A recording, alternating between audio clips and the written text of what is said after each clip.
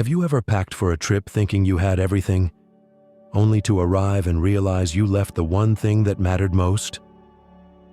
Now imagine that trip isn't a vacation, but the next chapter of your life, moving into a nursing home. That's what happened to me at 74. I had my meds, my slippers, family photos, even a box of Earl Grey tea. But I forgot to bring what truly matters, the pieces of life that keep your soul intact when everything else starts to feel foreign. No one tells you what it's really like to pack for the final season of life. They give you checklists for the body, but not for the heart. And that's what this video is for. Not just to prepare your suitcase, but to prepare your spirit. Here are 5 things I wish I packed before I moved into the nursing home. Things that would have made life feel more bearable, more personal, and less like I was slowly fading into the wallpaper. 1. A letter to myself. Of all the things I didn't bring with me when I moved into the nursing home, this is the one that still aches the most. Not my watch, not my favorite sweater, not even my wedding band. It was a letter to myself. Not a legal document, not a list of passwords or emergency contacts. Just a simple letter from the man I was to the man I was about to become. A letter that could have reminded me in those first few hollow nights that I was more than my decline. You see, when you move into a nursing home, there's a quiet shift. People stop calling you by your first name. You become Mr. Clark or Sir. You're not the man who fixed the leaky sink or told bedtime stories or danced in the kitchen with your wife while Sinatra played in the background. You become a chart, a room number, a patient. And on that first night, alone in that sterile room with beige walls and a bed that hummed, I lay there and felt not afraid, not exactly, just empty. Like someone had pressed pause on the person I used to be. That's when I realized what I needed most wasn't medication or comfort food. It was a reminder of myself. A letter that said, "You are still the man who built that treehouse in '88 with just a hammer, duct tape, and sheer will. You are still the man who held your daughter's hand through her first heartbreak and didn't say a word, just listened. You are still a whole person, even if the world forgets to treat you like one. Without that, the days start to blur.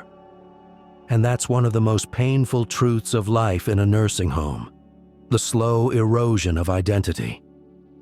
You don't just feel old. You start to feel erased.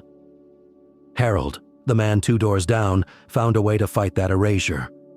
His wife Eleanor passed just months before he moved in, but before she did, she wrote him 7 letters, each labeled with a feeling.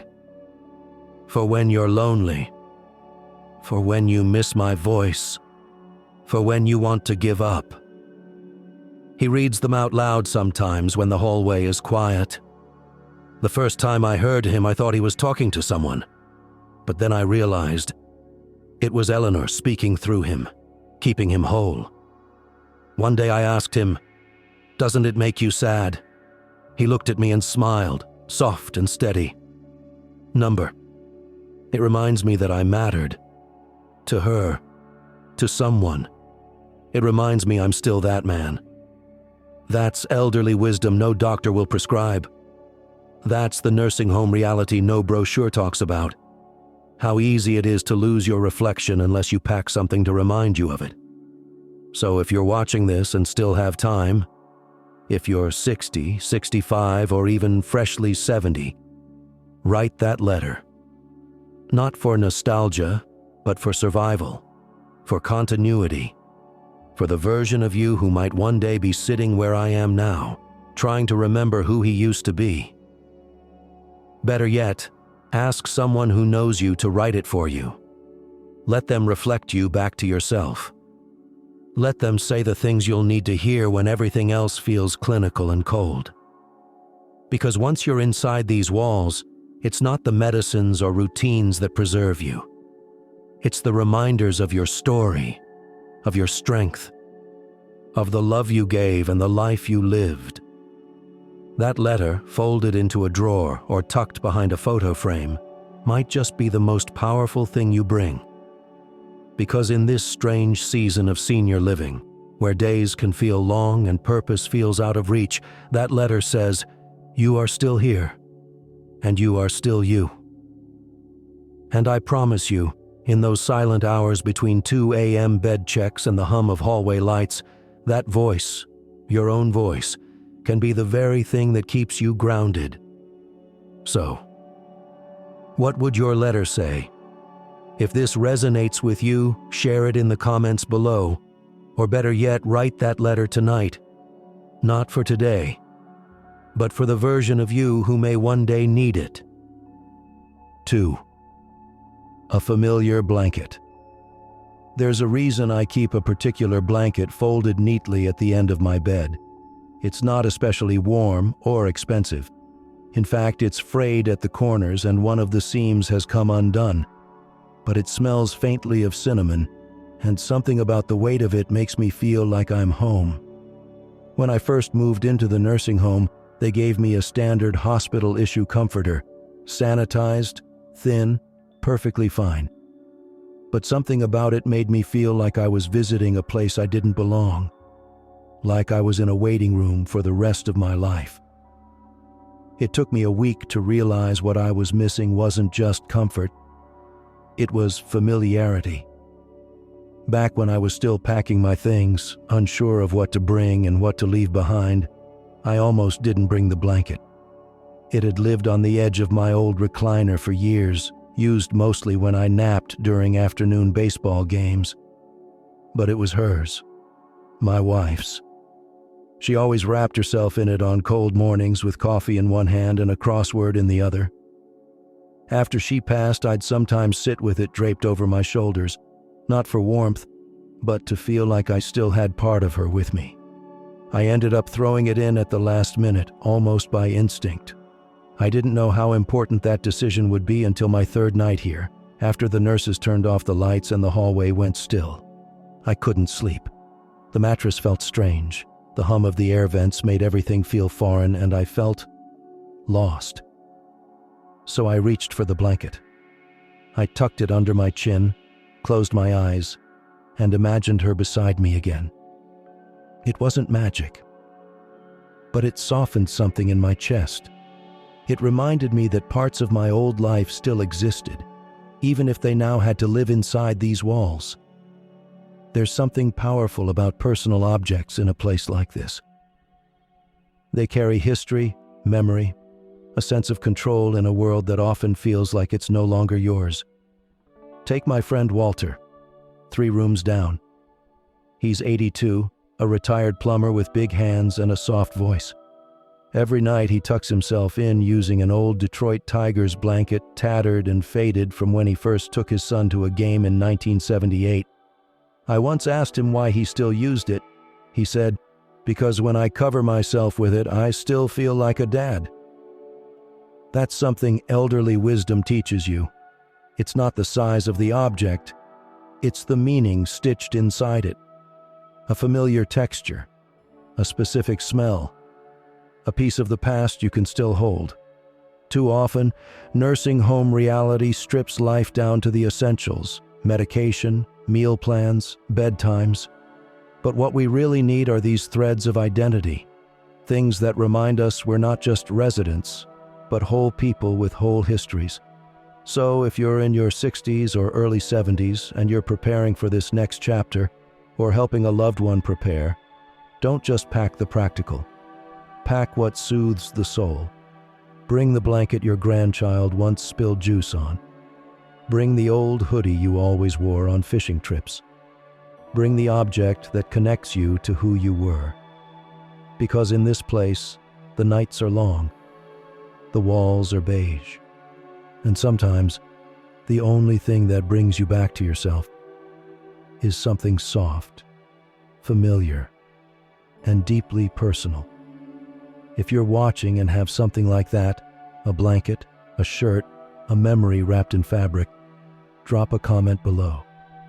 Or better yet, Make sure it's somewhere you can find it when the time comes. 3. A clock with hands.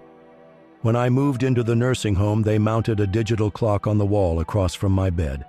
Large numbers, bright red, always ticking forward, but something about it unsettled me. Time felt louder here, as if every minute was being counted, not lived. A week later, my daughter brought me an old analog clock from my study. It was round, wooden, with a soft ticking sound I'd long grown used to. As soon as it sat beside my bed, something in me relaxed. It wasn't just about knowing the time. It was about knowing I was still in time, still part of life's rhythm. One of the quietest challenges of elderly care, especially inside these homes, is how easily your days blur together. Meals come at the same hour, medications are scheduled, lights turn off whether you're tired or not.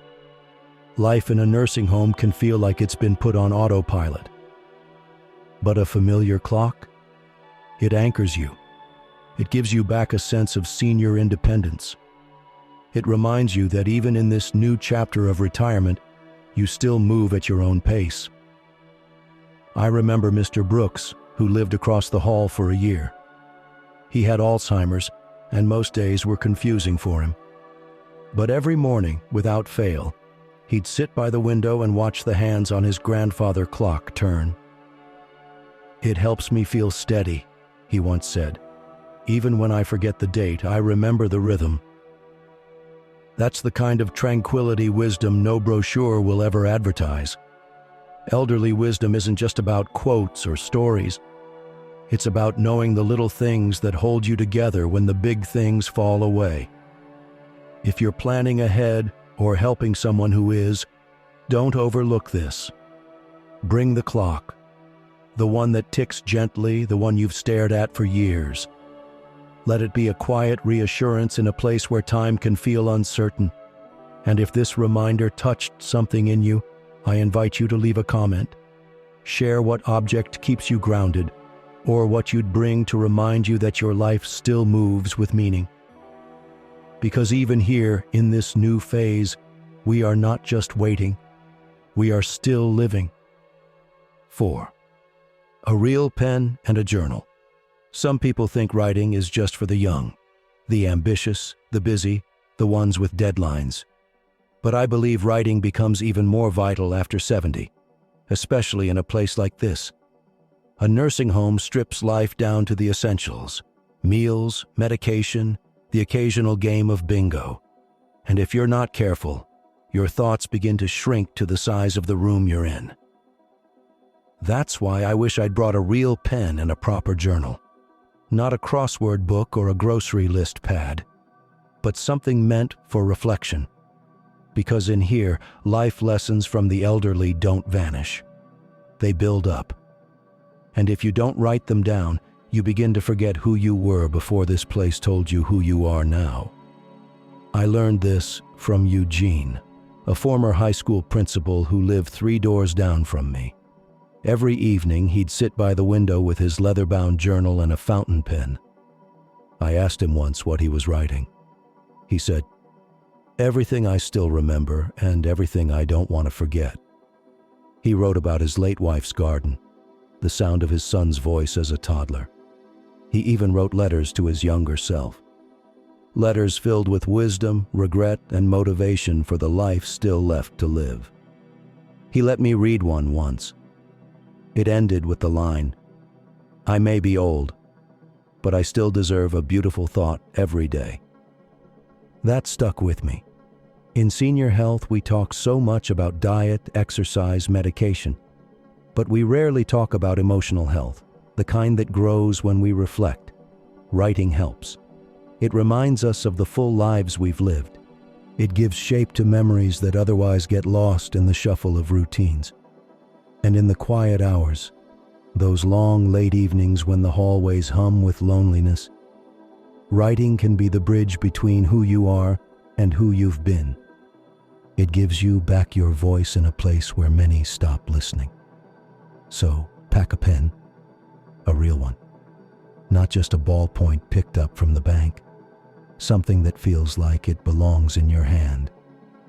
And bring paper worthy of your words, because what you write might be messy, but it will be yours. If you're still watching, and this reminder speaks to you, take a moment, right now, and tell me one memory you'd never want to forget. Drop it in the comments. Let your story live beyond you. That's the kind of legacy that matters more than anything in a drawer. 5. My old mug. I almost didn't bring it. Just an old ceramic mug with a chip on the rim and a faded logo from a fishing trip I took with my son when he was 10. The glaze is cracked, the handle worn smooth, but somehow it fits in my hand better than any cup ever made. I used to drink my coffee from it every morning for over 30 years. When I moved into the nursing home, I left behind most of the kitchen. Dishes, pots, all the things I figured I'd never need again. They gave me a plastic cup here. Light, unbreakable, and utterly forgettable. For a while I convinced myself it didn't matter. Coffee was still coffee, right? But it wasn't. One morning I woke up early, around 3 a.m., the way older adults often do. I shuffled into the common room. The staff had just brewed the first pot of coffee. I held that plastic cup in my hand and suddenly felt something shift. It wasn't the taste. It was the memory. I missed the weight of that mug. I missed who I used to be when I held it. That same week, my daughter brought it in for me. When she handed it to me, I nearly cried. Not because it was valuable, but because it was mine. The act of holding it again reminded me of mornings with my wife, of packing lunches for the kids, of standing in the backyard in my robe watching the sunrise. In places like this, small things take on huge meaning. That mug wasn't just a cup. It was a ritual, a grounding point, a part of my rhythm. And in a world where senior independence fades faster than we'd like, those little anchors matter more than anyone tells you. There's a man here, Donald, 81, used to be a Navy cook. He brings his own battered metal mug to every meal. The staff tried replacing it once, thinking they were doing him a favor. He politely refused. "This one's been with me through 2 wars and 3 wives," he joked. "I'm not switching now." Everyone laughed, but I understood.